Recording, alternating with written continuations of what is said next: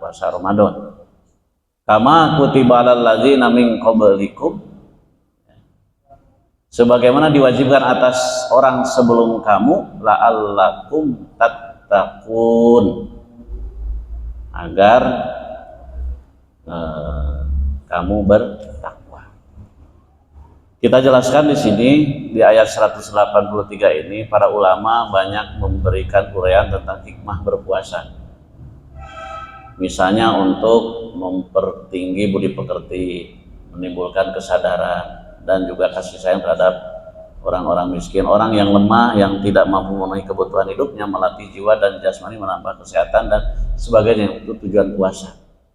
Makanya puasa itu artinya itu menahan. Menahan dari apa, Bu? Menahan dari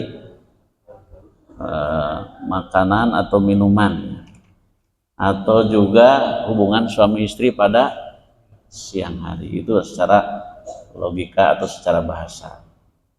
Dan segala yang membatalkan yang lainnya, mulai mulai apa? Dari terbit fajar sampai matahari terbenam. Jadi kaum muslimin diwajibkan berpuasa pada bulan Ramadan karena puasa itu merupakan salah satu dari rukun Islam, rukun iman, Bu. Dari rukun iman atau rukun Islam? Rukun Islam yang keberapa?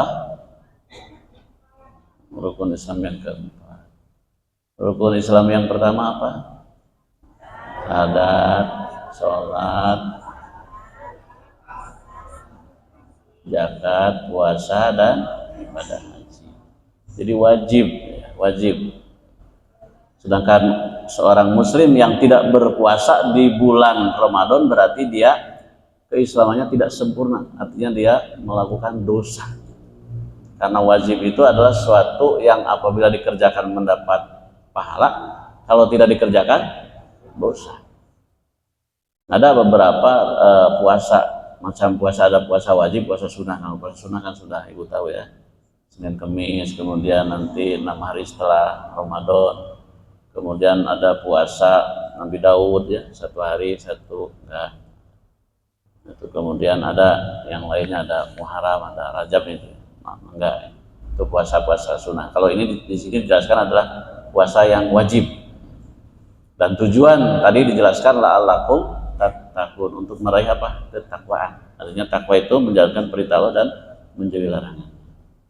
Jadi implementasi ketakwaan itu tercermin dalam pencarian nafkah yang halal, yang baik tentunya kita sebagai bapak untuk mencari nafkah untuk istrinya, itu juga sebagian dari implementasi dari ketakwaan itu adalah mencari nafkah untuk istri keluarga dengan halal yang baik, dan juga membantu yang kekurangan dan tidak mau mengambil milik orang lain dengan cara apapun. Itu sebagai implementasi dari takwa. Nah, kemudian juga orang yang beriman di sini akan patuh melaksanakan perintah berpuasa dengan sepenuh hati tentunya, karena apa? Ya, merasa kebutuhan jasmani dan rohaninya adalah dua unsur yang pokok bagi kehidupan manusia, yang harus dikembangkan dengan macam-macam latihan diantaranya ya bagi anak kecil yang belum balik, belum dikenakan wajib puasa, ya harus latih terus. Anak-anak dianjurkan untuk berpuasa, mengikuti orang tuanya, walaupun belum menjadi beban atau menjadi taklif dia berpuasa karena belum balik, tapi dilatih. Nah, pada ayat 183 ini Allah mewajibkan puasa kepada semua manusia yang beriman sebagaimana diwajibkan kepada umat-umat sebelumnya ya. Sebelum iman juga dulu ya ada puasa, tapi tidak disebutkan secara jelas puasanya seperti apa, tapi tidak sebulan penuh seperti sekarang.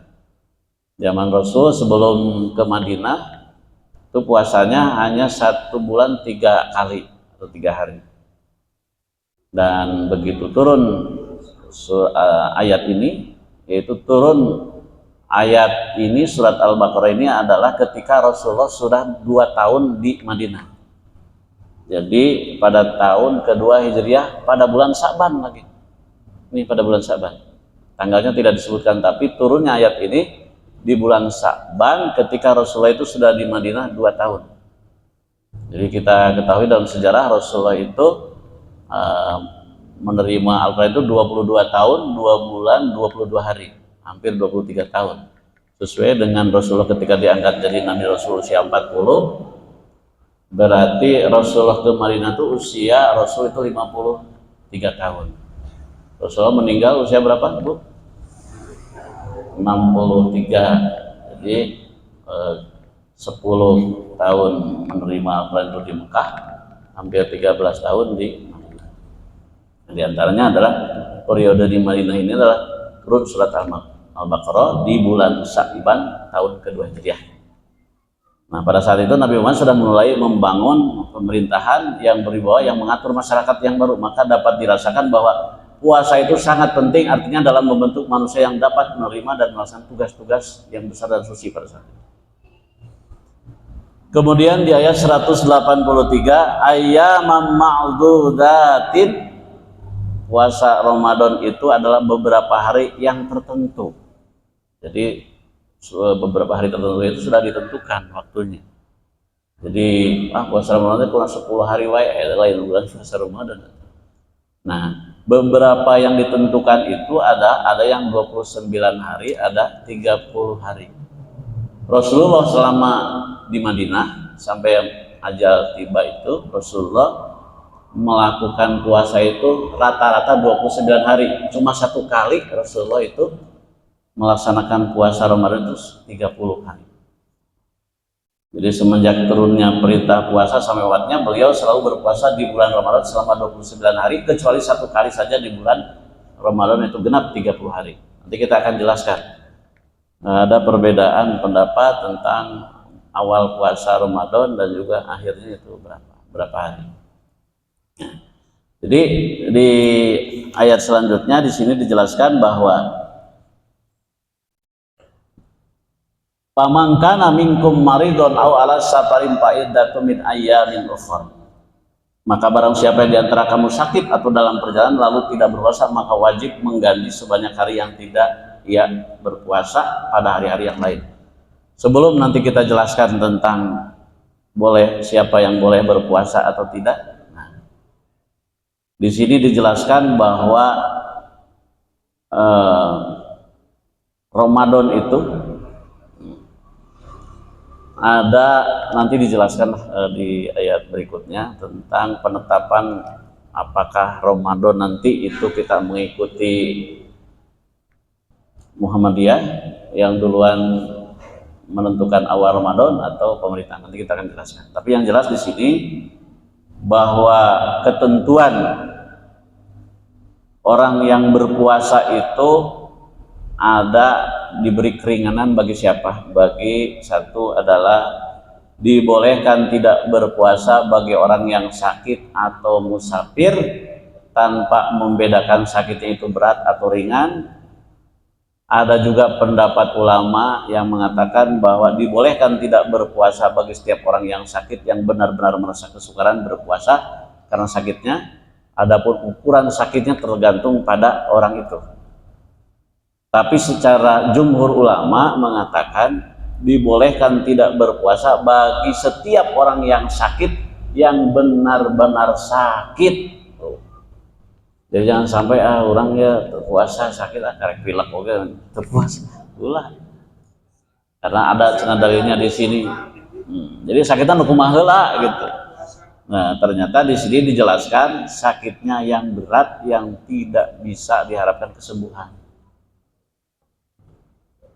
Dan kalau dia puasa bisa mempengaruhi keselamatan jiwa dan keselamatan sebagai anggota atau sebagian anggota tubuhnya, atau menambah sakitnya bila ia berpuasa. Jadi jangan sampai ada alasan saya sakit padahal masih muda bisa kuat dan puasa. Jadi jangan sampai gitu. Jadi yang boleh tidak berpuasa itu yang memang sakitnya berat yang tidak bisa diharapkan kesembuhan. Dan kemudian yang apalagi yang tidak boleh berpuasa itu dijelaskan adalah au ala safarin wa iddatun min ayyamin ukhra. Jadi au ala safarin yang kedua adalah safar dalam perjalanan. Nah, ini juga dijelaskan, awas jangan sampai salah paham. Ada saya mah puasa ada kenal di perjalanan. jarakna heula sabaraha kilo. Ternyata ada ketentuan jumhur ulama, artinya jumhur ulama itu musafir itu dikategorikan musafir itu adalah dalam perjalanan jarak jauh yang ukurannya paling sedikit 16 parsak. 16 parsak itu kalau dihitung itu kurang lebih 80 kilometer. Jangan sampai orang ke Baleenda buka di jalan. Nah, alasan ada keresapan. Padahal ada penjelasan ulama mayoritas bahwa perjalanan safar itu tidak lebih dari 80 kilo. Mun aya ti dia ke mana tah Pak Kades? 80 kilo. Ti dia ke Bogor, Sukabumi. Jangan sampai ada alasan. Jadi daina mah juga 80 kilo kayak masih ente haus teu lapar nya mah enak naik pesawat, misalnya naik bus juga lebih dekat, lebih cepat sebetulnya mah mendingan puasa we gitu. Beda dengan zaman Nabi kan 80 kilo tuh harus ditempuh ku onta udah capek ada jabab panas terik urang mah tuh bisa istirahat. Hah? Kuotanya berhasil deh kemarin. Aduh. Jadi sebenarnya ketentuan ini ketentuan zaman dulu ulama fikih. Tapi tidak disebutkan di sini antara naik pesawat atau yang penting 80 kilo.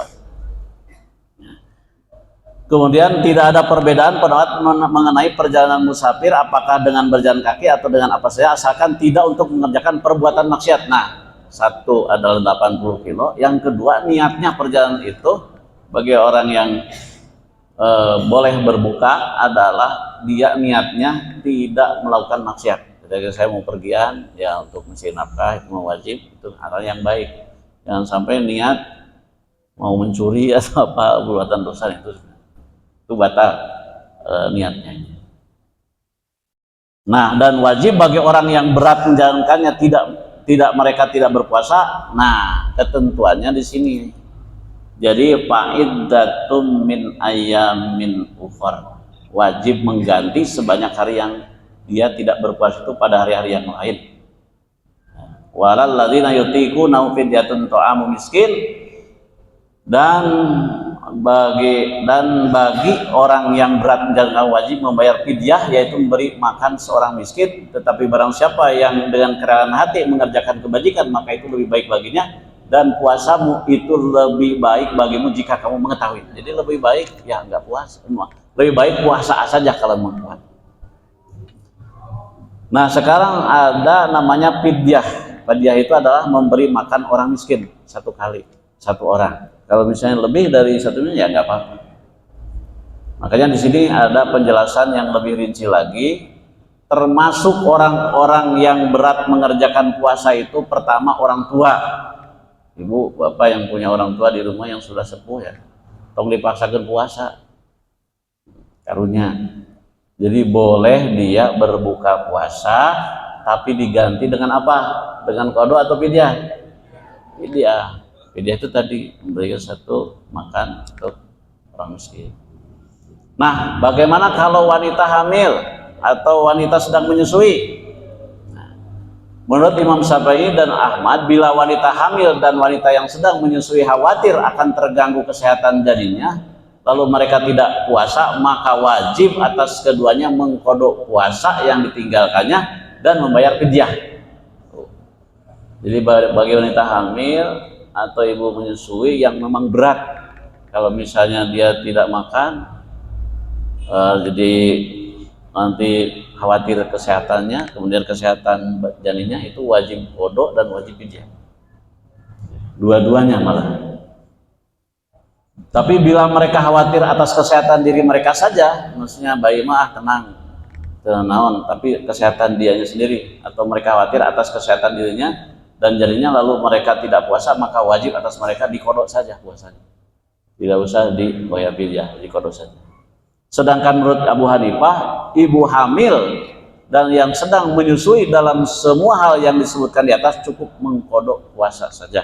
Kalau menurut Abu Hanifah. Tapi kalau menurut imam yang besar mah Imam Syafi'i, Imam Malik, Imam Hambal, itu harus wajib diqada saja kalau memang tidak khawatir terhadap janinnya atau terhadap ibu.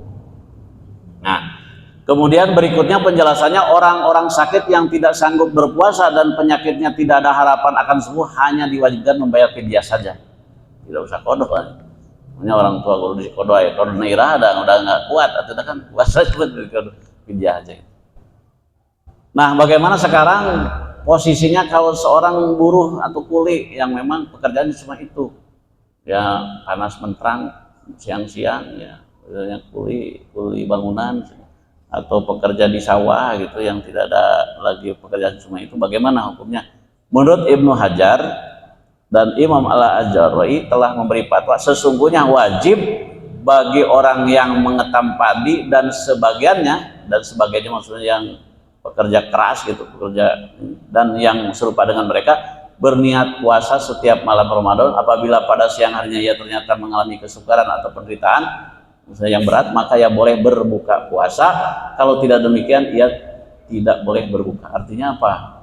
Bagi orang yang pekerjaannya memang itu berat, ya tetap dia melakukan seperti biasa, artinya sahur, taraweh gitu. Tapi ketika dia bekerja memang terkuat, ya memang pekerjaan cuma itu, ya boleh berbuka dengan catatan memang pekerja berat. Ayo udah pekerja berat kita di AC gininya bangunan teh enak, aduh ngarokok itu tetap udah cenah so. Pekerja berat betul. Jadi disebutkan di sini pekerja berat itu yang digambarkan yaitu mengetam padi, artinya memang situasinya sudah tidak memungkinkan kalau tetap bertahan puasa. Jadi tergantung niat nawaitunya saja lah. Yang penting kira-kira memang itu memang sangat membahayakan diri kita kalau kita terus puasa sementara pekerjaan berat, ya boleh di sini ada keringanan untuk berbuka. Ya.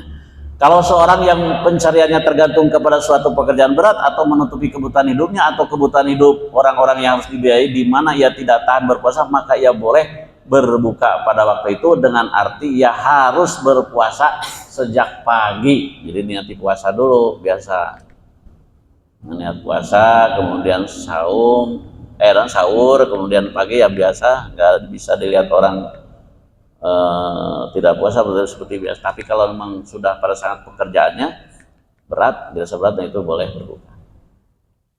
Nah, akhir ayat 184 menjelaskan orang yang dengan rela hati mengerjakan kebajikan dengan membayar fidyah lebih dari ukurannya atau memberi makan lebih dari seorang miskin, maka perbuatan itu baik baginya. Jadi walaupun ketentuannya nanti satu orang untuk fidyah ini satu orang satu miskin, memberinya misalnya pincuk nasi padang, ya cukup sebenarnya. Tapi lebih dari itu juga nggak apa-apa, lebih baik.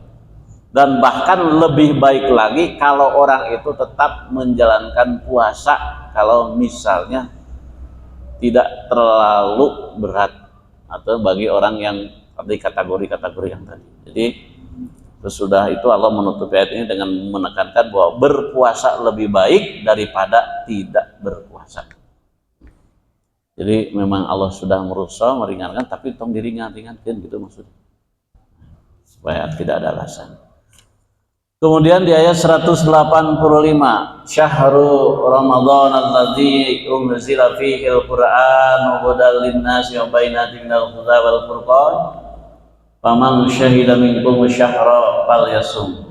Bulan Ramadan adalah bulan yang diturunkan Al-Qur'an sebagai petunjuk bagi manusia dan penjelasan mengenai petunjuk itu dan pembeda antara yang benar dan yang batil. Karena itu barang siapa di antara kamu ada di bulan itu maka berpuasalah. Jadi paman syahidan minkum syahra falyasumhu wa man kana maridun aw ala safarin fa iddatun min ayyamin ukhra, dan barang siapa yang sakit atau dalam perjalanan dia tidak berpuasa maka wajib menggantinya sebanyak hari yang ditinggalkan itu pada hari-hari yang lain. Jadi min ayyamin ukhra, pada hari yang lain. Yuridullahu bikumul yusra wa la yuridu bikumul usra wa litukmilul iddata wa litukabbirullaha ala ma hadakum wa la'allakum tashkurun. Allah menghendaki kemudahan bagimu dan tidak menghendaki kesukaran bagimu, hendaklah kamu mencukupkan bilangannya dan mengagungkan Allah atas petunjuknya dan diberikan kepadamu agar kamu bersyukur. Ini ayat juga yang paling penting untuk sebagai petunjuk pedoman kita berpuasa, bahwa bulan Ramadan itu sudah kita kenal diturunkannya Al-Quran. Makanya pada tanggal 17 Ramadan kita biasa di peringatan nuzul Quran di masjid-masjid. Insya Allah dari Samarkand Itu sudah terbiasa, itu untuk mengingat kembali akan peristiwa turunnya Al-Quran. Nah, ada yaitu pada perang Badar. Ternyata perang Badar itu terjadi pada tanggal 17 Ramadan. Nah, walaupun ada pendapat lain bahwa Al-Quran itu diturunkan pada Lailatul Qadar, artinya tanggal 21, 2 ganjil-ganjil itu 23, 25, 27. Jadi berkenaan dengan malam Qadar terdapat perbedaan penetapan sebagai saat pertama diturunkan Al-Quran di malam Qadar, yaitu dianjurkan Nabi kepada umatnya untuk mendapatkannya. Yang pertama ditetapkan terjadi pada tanggal 17 Ramadan yang hanya sekali terjadi dan tidak terulang lagi. Sedangkan yang kedua sesuai dengan hadis Nabi terjadi pada 10 hari terakhir Ramadan, yaitu menjelang Lailatul Qadar. Jadi malam Qadar itu dapat terjadi setiap tahun sehingga kita selalu dianjurkan untuk mendapatkannya dengan persiapan yang total, yaitu dengan banyak melakukan ibadah sunnah pada 10 hari terakhir di bulan Ramadan. Nah, kemudian ayat ini juga menjelaskan puasa yang diwajibkan ialah pada bulan Ramadan. Awas. Jadi jangan sampai kita melakukan puasa belum saatnya bulan Ramadan. Jadi salah nanti. Kadang duluan Ramadan puasa, duluan oke takbir, duluan oke engke hari raya, ini jangan sampai. Makanya ketentuannya ada dalam hadis sumu li ru'yatihi wa abtiru li ru'yatihi fa in ubiya alaikum wa fi riwayatin fa in aquma alaikum fa akmilu iddata sa'bana salasin wa fi riwayatin Muslim faqdiru salasin. Tuh. Ini jelas. Berpuasalah kamu karena melihat bulan Ramadan. Ru'yat, awas Bu, jangan hisab. Dan berbukalah kamu karena melihat bulan Syawal. Apabila tertutup bagi kamu, dalam satu riwayat mengatakan, apabila tertutup bagi kamu disebabkan cuaca yang berawan, maka sempurnakanlah bulan Sa'ban 30 hari. Dan dalam satu riwayat Muslim, takdirkanlah atau hitunglah bulan Sa'ban 30 hari. Nah, ini sebagai pedoman kita mengawali puasa sesuai dengan hadis ini. Jadi mengenai situasi bulan yang tertutup, misalnya baik karena keadaan cuaca atau memang karena menurut hitungan falakia belum bisa dilihat pada tanggal 29 malam atau 30 Sa'ban, atau pada tanggal 29 malam 30 Ramadan, berlaku ketentuan siapa yang melihat bulan pada tanggal 29 masuk malam 30 bulan Sa'ban, atau ada orang yang melihat bulan yang dapat dipercaya, maka ya wajib berpuasa keesokan harinya. Ini ketentuan. Biasanya kalau Kementerian Agama sudah ada sidang ru'yat atau isbat penetapan. Jangan sampai bukan berarti kita meremehkan ormas atau yang lain, bukan. Artinya apa? Sesuai dengan kaidah hukmul hakim yarfa'ul khilaf. Putusan pemerintah itu menghilangkan perbedaan pendapat. Jadi kita mah yang ikuti aja pemerintah, karena dia sudah apa ya, sudah memerintahkan kepada petugas-petugas peneropong kan biasanya di daerah-daerah yang, nah biasanya kan ada yang melaporkan, oh saya melihat bulan ini, itu juga disaksikan dan disidang lagi, tidak sembarang. Kalau memang di satu tempat itu sudah melihat bulan, itulah ditetapkan awal Ramadan itu besok. Tapi kalau belum, biasanya diakmil atau di 30 hari kan. Jadi ini supaya ini sebagai pedoman bagi kita bahwa hukmul hakim yarfa'ul khilaf, putusan pemerintah itu menghilangkan perbedaan pendapat. Jadi orang yang tidak dapat melihat bulan pada bulan Ramadan, seperti penduduk yang berada di daerah kutub utara atau selatan, di mana terdapat 6 bulan malam di kutub utara atau 6 bulan di siang kutub selatan, maka hukumnya disesuaikan dengan daerah tempat turunnya wahyu, yaitu Mekah, di mana daerah tersebut dianggap daerah mu'tadilah. Daerah mu'tadilah itu adalah daerah sedang atau pertengahan, yang atau diperhitungkan kepada tempat yang terdekat dengan daerah kutub utara atau kutub selatan. Nah, pada ayat 185 ini Allah memperkuat ayat 184 bahwa walaupun berpuasa diwajibkan, tetapi diberi kelonggaran bagi orang yang sakit atau musafir untuk tidak berpuasa, seperti tadi yang dijelaskan tadi. Jadi orang yang sakit berat, yang tidak ada harapan akan sembuh, perempuan hamil atau karena menyusui, yang kalau berpuasa khawatir akan terganggu kesehatan. Kemudian pekerja berat, ini sudah dijelaskan. Apabila kehidupan seorang tergantung kepada pekerjaan besar atau harus membanting tulang setiap hari seperti buruh pelabuhan dan sebagainya, maka hendaklah berniat pada malam hari untuk berpuasa besok harinya. Kalau besok harinya ternyata tidak mampu melangsungkan puasa, maka ya boleh berbuka. Seperti tadi penjelasan. Jadi tentang menggantinya dapat dikerjakan sesudah bulan Ramadan. Kalau ia tak sanggup, cukuplah dengan membayar fidyah. Dan kalau membayar fidyah pun tidak sanggup, cuma bereh atau gitu. Kan ayatnya sahabat, ya Rasul saya tidak sanggup membayar fidyah, kemana saya tiap hari juga nggak bisa. Ya, kata Rasul, ya kasih aja, nggak usah. Nah, wajib berpuasa bagi setiap orang yang melihat hilal awal bulan Ramadan atau mengetahui dari orang lain yang melihatnya yang dapat dipercaya atau telah ditetapkan oleh pemerintah. Orang yang tidak mungkin melihat bulan pada bulan Ramadan karena panjangnya waktu malam atau panjang waktu siang seperti di daerah kutub selatan atau kutub utara, maka waktu puasanya disamakan dengan daerah-daerah normal yang paling dekat. Kemudian hal-hal yang berhubungan dengan puasa, masih lanjutan. Sebentar lagi. Wa idza sa'alaka ibadi anni fa inni qarib ujibu da'watad da'i dada'an falyastajibu li wal yu'minu bi la'allahum yarsudun. Dan apabila hamba-hambaku bertanya kepada Muhammad tentang aku, maka sesungguhnya aku dekat, aku kabulkan permohonan orang yang berdoa apabila dia berdoa kepadaku. Hendaklah mereka itu memenuhi perintahku dan beriman kepadaku agar mereka memperoleh kebenaran. Ini pedoman ayat ini tentang berdoa. Asbabun nuzul di ayat ini menurut Abu Hatim, ayat ini turun berkenaan dengan pertanyaan seorang Baduy. Ya Rasulullah, apakah Tuhan itu dekat? Karena itu kita pelan saja berdoa.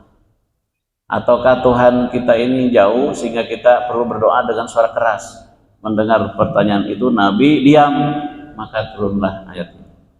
Dalam riwayat yang lain disebutkan bahwa Rasulullah mendengar kaum muslim berdoa dengan suara yang tinggi pada perang Khaybar. Lalu ia berkata kepada mereka, "Hai manusia, sayangilah dirimu dengan merendahkan suara dalam bertakbir karena kamu tidak memanggil berdoa kepada orang yang tuli dan yang jauh dari kamu. Sesungguhnya kamu berdoa kepada Allah yang Maha mendengar lagi Maha mendekat dan Dia adalah beserta kamu." Ini pedoman berdoa. Jadi dalam ayat ini Allah menyuruh hamba agar berdoa kepada Allah serta Dia berjanji akan memperkenakan atau mengabulkan doa. Tetapi pada akhir ayat ini Allah menekankan agar hamba dua syaratnya. Kalau dikabulkan doa, satu memenuhi kewajibanku, dan yang kedua adalah beriman kepada. Ada di dalam hadis dijelaskan salah satu la turaddu da'watuhum, tiga macam orang tidak ditolak doanya. Yang pertama al-imamul adil, imam yang adil. Imam pemimpin, tidak semua pemimpin. Saya pemimpin, Pak Kades pemimpin, semua pemimpin, ketua MUI, kecamatan. Kalau tidak adil, kalau doanya mau dikabul, mau diijabah. Tapi kalau adil dalam pemerintahannya, adil dalam melakukan tugasnya, itu setiap doanya pasti dikabul. Yang kedua adalah wasaimu hatta yuftira, orang yang sedang berpuasa hingga ia berbuka. Orang yang puasa itu kalau berdoa pasti dikabul. Ini sesuai hadis. Yang ketiga adalah wada'watul madlum, orang yang didolimi atau orang yang teraniaya, kalau dia berdoa pasti dikabul. Jangan sekali-kali kita mengenai orang lain, karena khawatir doanya sekali doa dia dikabulkan. Sabda yang lain Rasulullah bersabda, la yazalu yustajabu lil abdi ma lam yad'u bi ismi aw qati'ati rahim.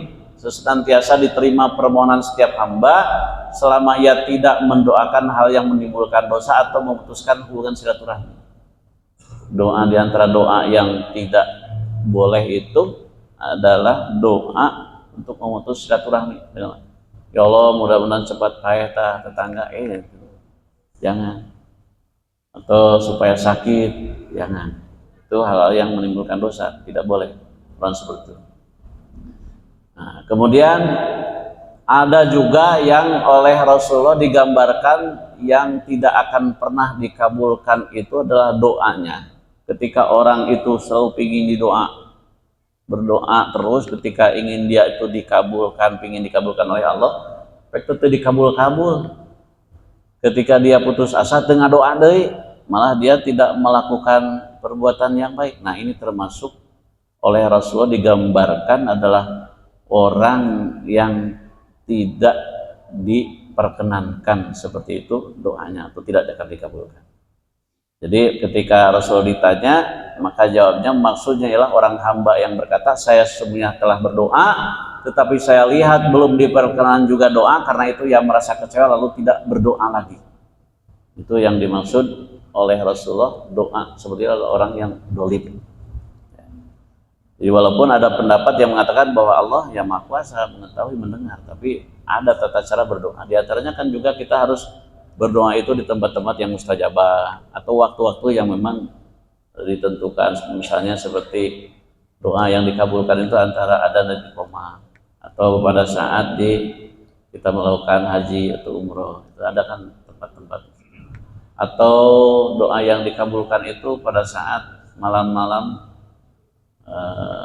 3/4 atau 3/2 malam, itu tahajud itu.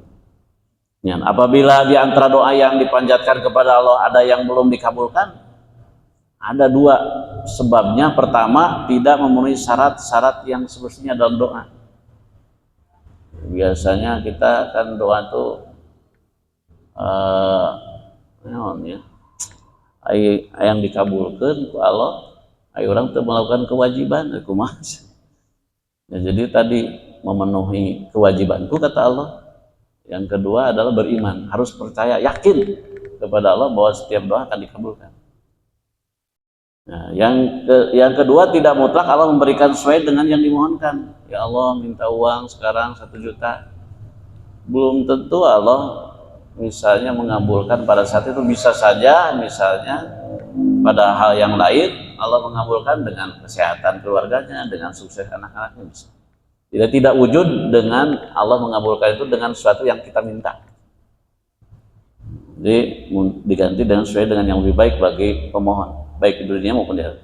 Dalam ayat ini Allah juga menghubungkan antara doa yang dijanjikan akan dikabulkan itu dengan ketentuan bahwa hambanya itu tadi harus memenuhi perintahku dan beriman kepadaku.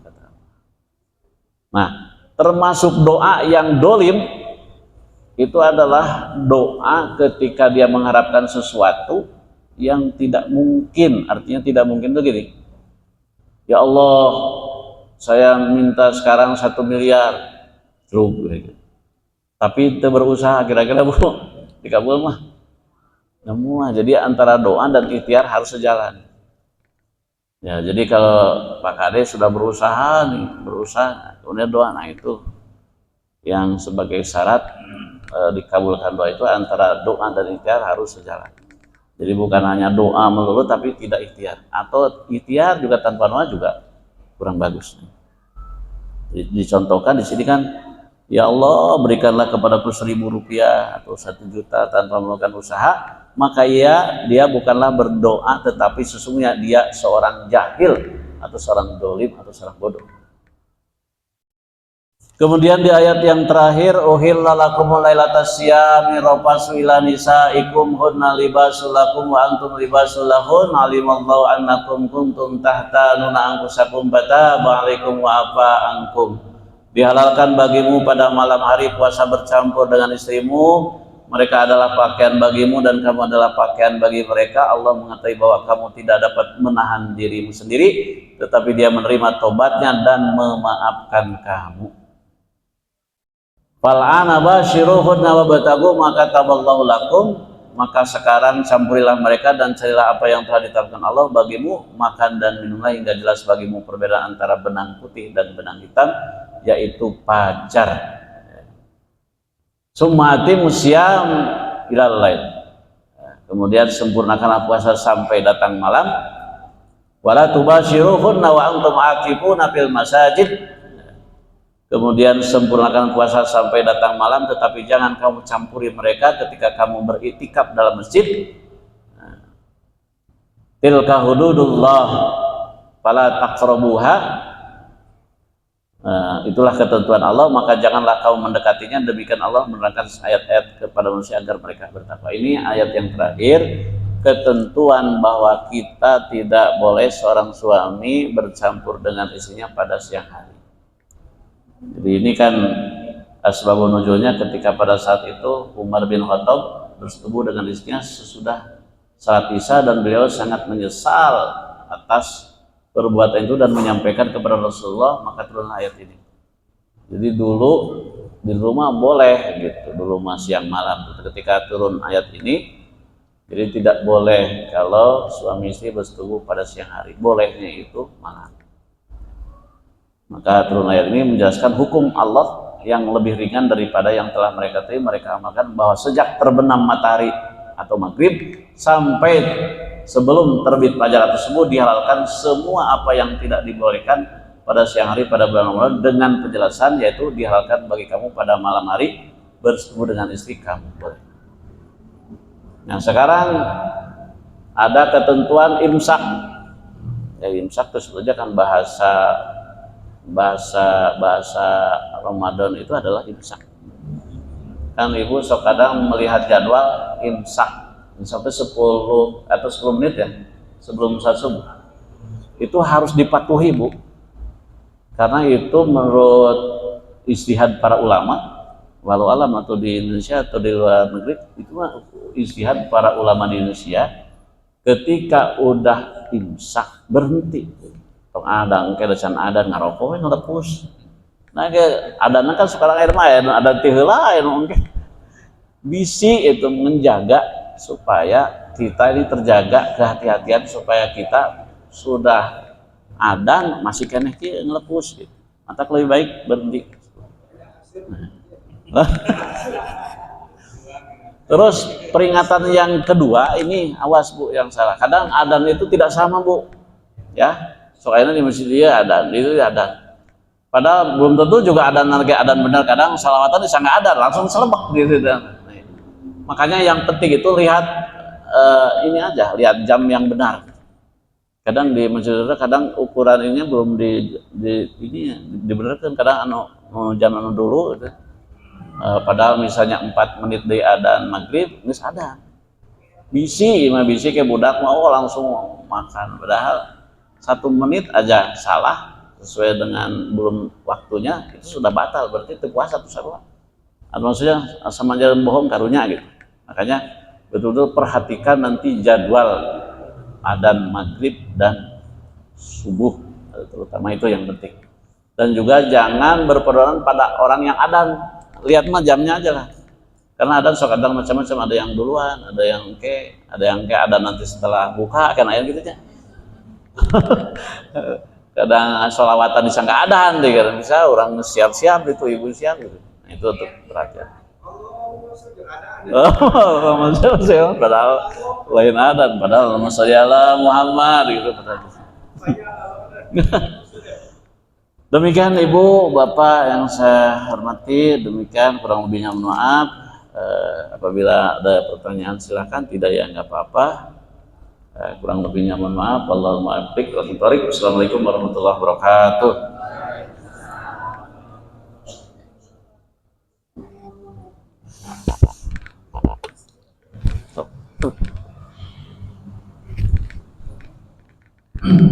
Alhamdulillah untuk kegiatan kajian tafsir Al-Quran sudah selesai. Ini ada 2 torpes, mungkin ada yang beruntung untuk dikasih pertanyaan dulu Pak. Pertanyaannya bahwasanya lagi terbuat torpes. Pak Kades yang bertanya, Pak Kades. Pak Kades sama Ketua MUI bertanya, yang mau jawab, ya bikin. Pasti kesep. Oh, Kades.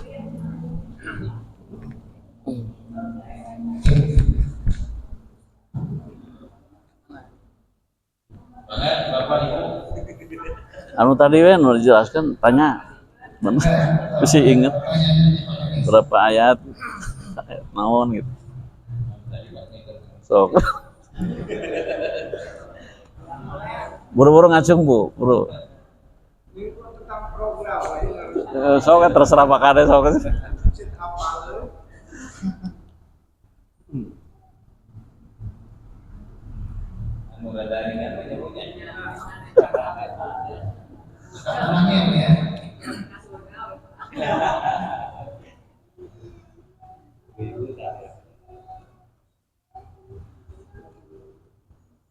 Kewajiban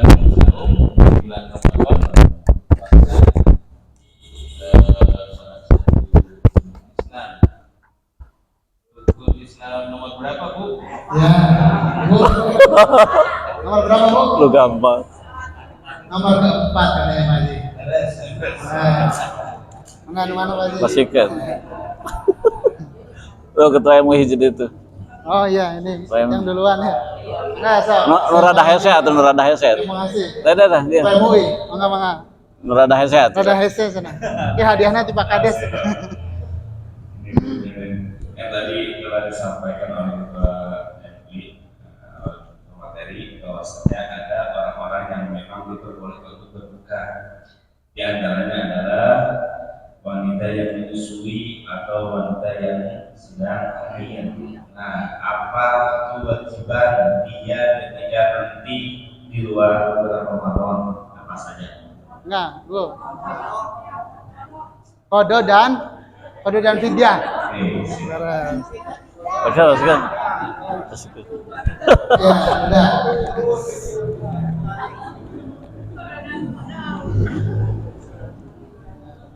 Sanes kode dan kodar. Kode dan fidyah. Alhamdulillah kegiatan telah selesai dan tentunya kami ingatkan insyaallah bulan depan libur dulu ya Bu ya. Karena ibu mungkin ada kegiatan tadarus Al-Quran di tempatnya masing-masing, jadi 1 bulan Ramadan insyaallah kita libur dulu. Syawal Nanti aja. ketemu lagi di bulan Syawal sekaligus halal bihalal. Nah, Jadi sip. insyaallah nanti di bulan Maret tadi ya. Ya. Februari Di kita Margahayu libur Selatan, dulu. Margahayu Insyaallah Selatan. kita ketemu lagi di bulan Maret sekaligus halal bihalal. Gitu kira-kira informasinya untuk menambah keberkahan kita pada kesempatan di pagi hari ini. Mohon kiranya Ketua DPI untuk memimpin doa. Baiklah Bapak Ibu sekalian, di ujung acara kegiatan kampus kita bersama-sama menundukkan kepala